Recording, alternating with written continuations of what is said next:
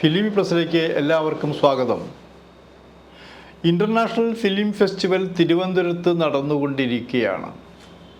അവിടെ പറഞ്ഞു കേൾക്കുന്ന ഒരേ ഒരു സിനിമ ഇപ്പോൾ കാതലിനെ കുറിച്ചാണ്. കുറേ നല്ല സിനിമകൾ അവിടെയുണ്ട്. ഓസ്കാർ അവാർഡ് നേടിയ 10ഓളം സിനിമകൾ ഒരുമിച്ച് പ്രദർശിപ്പിക്കുന്നുണ്ട്.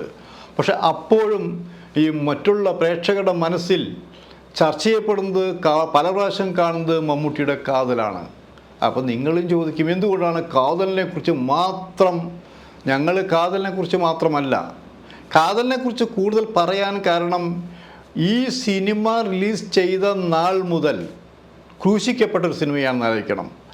ഇവിടെ സിനിമ റിലീസ് ചെയ്യുന്നതിന് മുമ്പ് ഗൾഫ് രാജ്യങ്ങളിൽ നിരോധിക്കപ്പെട്ട സിനിമയാണെന്ന് ആലോചിക്കണം.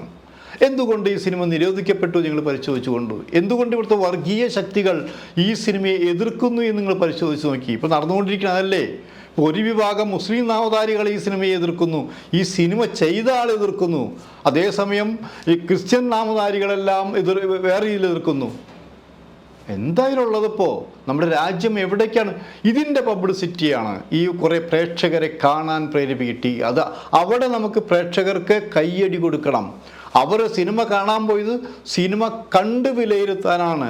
സിനിമ കാണാതെ ആരെങ്കിലും എന്തെങ്കിലും പറയുന്നത് കേട്ട് വിരളി പിടിച്ചുകൊണ്ട് വർഗീയത വരുത്തുന്നത് ശരിയാണോ? അല്ല. അതാണ് ഇപ്പോൾ കണ്ടവർ തന്നെ, അത് സ്ത്രീകളടക്കം. സ്ത്രീകൾ ഈ സിനിമ കാണരുത് എന്ന് കുറിപ്പിട്ടവരുണ്ടെന്ന് ആലോചിക്കണം. സ്ത്രീകൾ ഈ സിനിമ കാണുക, കണ്ടിട്ട് കൈയിടിക്കുകയാണ്. ഇത് ഞങ്ങളുടെ സിനിമയാണ് എന്ന് പറയത്തക്ക നിലവാരത്തിലേക്ക് ഇവിടുത്തെ സ്ത്രീകൾ വളർന്നു കഴിഞ്ഞു. ഒരുപക്ഷെ ഈ സിനിമയുടെ വൻ വിജയങ്ങളിൽ ഒരു ഭാഗം സ്ത്രീ പ്രേക്ഷകരാണെന്ന് ആലോചിക്കണം. അങ്ങനെ എല്ലാ വിധത്തിൽപ്പെട്ട ആൾക്കാരും ഈ സിനിമ കണ്ട് അതായത് സാമ്പത്തികമായിട്ട് പരാജയപ്പെടുമെന്ന് വിചാരിച്ച് എടുത്തൊരു സിനിമ മമ്മൂട്ടിയെ പോലും ഞെട്ടിച്ചുകൊണ്ട് മുന്നോട്ട് പോയിക്കൊണ്ടിരിക്കും. വെറും പണം മാത്രമല്ല എന്നാലോചിക്കണം. പണം നേടുന്ന എല്ലാ സിനിമകളും നല്ല സിനിമകളാവണമെന്നില്ല. അപ്പോൾ അതിൻ്റെ പേരിലാണല്ലോ ഇപ്പോൾ ഇവിടെ വേറെ വിവാദം നടന്നുകൊണ്ടിരിക്കുന്ന ഇവിടെ കേരളത്തിൽ. അത് നമ്മൾ മറ്റൊരു പറയുന്ന കാര്യമാണത്. അപ്പോൾ പണം നേടാത്ത സിനിമകളും നല്ല സിനിമകളുണ്ട്.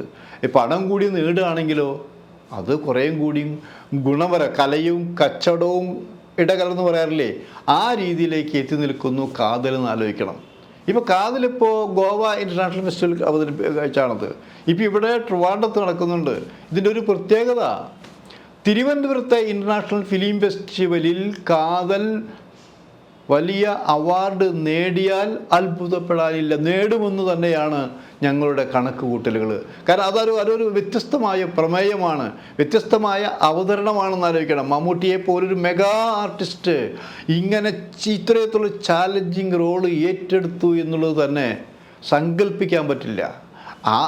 ആ സങ്കല്പത്തിനനുസരിച്ച് പ്രേക്ഷകർ ആ മമ്മൂട്ടിയെ സപ്പോർട്ട് ചെയ്യുന്നുള്ളതാണ്. പക്ഷെ ഒരു വേദനാജനകമായ കാര്യമുണ്ടെന്ന് ആലോചിക്കണം. ഇതിലെ സംവിധായകൻ ജിയോ ബേബിയെ അപമാനിക്കുകയും ക്രൂശിക്കുകയും ചെയ്തുകൊണ്ടിരിക്കുകയാണ് ഇപ്പോൾ ചില വിഭാഗത്തിൽപ്പെട്ടവർ എന്നാലോചിക്കണം. അതിന് തടയിടാൻ, അതിനെ എതിർക്കാൻ ഒരു ന്യൂനപക്ഷം മാത്രമേ ഇവിടെയുള്ളൂ. അത് പോരാ. ഇവിടെ ഇത് മറ്റ് ഉത്തരേന്ത്യൻ സംസ്ഥാനങ്ങളല്ല കേരളമെന്ന് ബോധ്യപ്പെടുത്തുന്ന രീതിയിലുള്ള പ്രതിഷേധങ്ങൾ ഇവിടെ വളർന്നു വരണം. ഈ സിനിമയ്ക്ക് എന്താ കുഴപ്പം? നിങ്ങൾ ആദ്യം പറ. നിങ്ങൾക്ക് വിമർശിക്കാം, നിങ്ങൾക്ക് ആരെ വേണമെങ്കിൽ വിമർശിക്കുമ്പോൾ അതിൻ്റെ മൈനസ് പോയിൻ്റ് എന്താണ് എന്ന് കൂടി പറയണം. നിങ്ങൾ പ്ലസ് പോയിൻ്റ് പറയണ്ട, മൈനസ് പോയിൻ്റ് എന്താണ് ഈ സിനിമ കാതൽ എന്ന സിനിമ കേരളത്തിലോ ഇന്ത്യയിലോ മതവിഭാഗങ്ങളിലോ മറ്റ് വിഭാഗങ്ങളിൽ എന്ത് ദ്രോഹമാണ് പരത്തുന്നത്, എന്ത് വിഷമാണ് പരത്തുന്നത്? വിഷവിത്തുകൾ പരത്തുന്ന സിനിമയാണോ ഇത്? ചർച്ച ചെയ്യപ്പെടേണ്ട ആവശ്യമില്ലേ? ഒന്നും ചർച്ച ചെയ്യപ്പെടാതെ വെറുതെ ഒരു സബ്ജക്റ്റ് മമ്മൂട്ടി അഭിനയിച്ചതിൻ്റെ പേരിൽ, മമ്മൂട്ടി ക്രിസ്ത്യൻ നാമധാരിയായി അഭിനയിച്ചതിൻ്റെ പേരിൽ ഒരു സിനിമയെ ഇങ്ങനെ ക്രൂശിങ് ശരിയാണോ? ഈ രാജ്യത്ത് നടന്നുകൊണ്ടിരിക്കുന്നൊരു സംഭവമാണെന്ന് അത് ആലോചിക്കുന്നില്ല. ഈ വിമർശിക്കുന്നവർ പോലും ഇതിൻ്റെ ഭാഗമായുള്ള ആൾക്കാരാണെന്ന് ആലോചിക്കണം. അപ്പോൾ അതിനും പരാതിയില്ല. അങ്ങനെയുള്ളൊരു സിനിമയാണ് ഇപ്പം ഇന്ത്യ ഒട്ടാകെ, അല്ലെങ്കിൽ ഇന്ത്യ കടന്നുകൊണ്ട് പ്രശസ്തി നേടിക്കൊണ്ടിരിക്കുന്നു. ഇപ്പോൾ ഈ സിനിമ കണ്ട ഗോവയിലും ഈ സിനിമ കണ്ടുകൊണ്ടിരിക്കുന്ന തിരുവനന്തപുരത്തും ലോകത്തിൻ്റെ വിവിധ ഭാഗങ്ങളിൽ വന്നവർ, അവർക്ക് സ്പെഷ്യൽ ഷോ പോലും കാണിക്കാനുള്ള അവസരം ഉണ്ടായിക്കണം. അപ്പോൾ ലോകത്തിൻ്റെ മുന്നിൽ മമ്മൂട്ടിയുടെ കാതൽ നിറഞ്ഞു നിൽക്കുകയാണ്. ഈ വിഷയം ചർച്ച ചെയ്യപ്പെടാൻ കാണിച്ചു, എടുക്കാൻ കാണിച്ചു എന്നുള്ളതാണ് ഏറ്റവും വലിയ ക്രെഡിറ്റ് എന്ന് ആലോചിക്കണം. ഇനി മമ്മൂട്ടി ഇത്തരം സിനിമകൾ എടുക്കണമെന്നില്ല, ഈ ഒരൊറ്റ സിനിമ മതി എന്നുള്ളത്. ആ സിനിമയാണ് ഇപ്പോൾ പണം വാരിക്കൊണ്ടിരിക്കുകയാണ്. ഇപ്പോൾ ഞാൻ അറിഞ്ഞിടത്തോളം എറണാകുളത്തെ മൾട്ടിപ്ലക്സ് തിയേറ്ററിൽ 1 കോടിയോളം രൂപ കളക്ട് ചെയ്ത് കഴിഞ്ഞു എന്നാണ് പറയുന്നത്. അങ്ങനെ നിരവധി സ്ഥലങ്ങളിൽ കോടികൾ ഈ സിനിമ കളക്ട് ചെയ്ത് കഴിഞ്ഞു.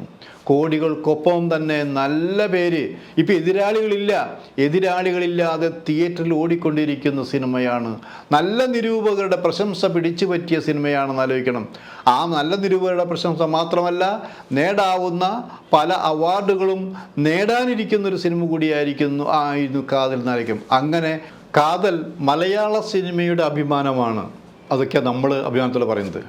പക്ഷേ അത് മലയാളം വിട്ട് ഇന്ത്യൻ സിനിമയുടെ അഭിമാനമായി കാതൽ മാറിയിരിക്കുന്നു. വരും കാലങ്ങളിൽ അതിൻ്റെ പ്രശസ്തി, അതിൻ്റെ അംഗീകാരങ്ങൾ ഇന്ത്യ വിട്ടു പോകും.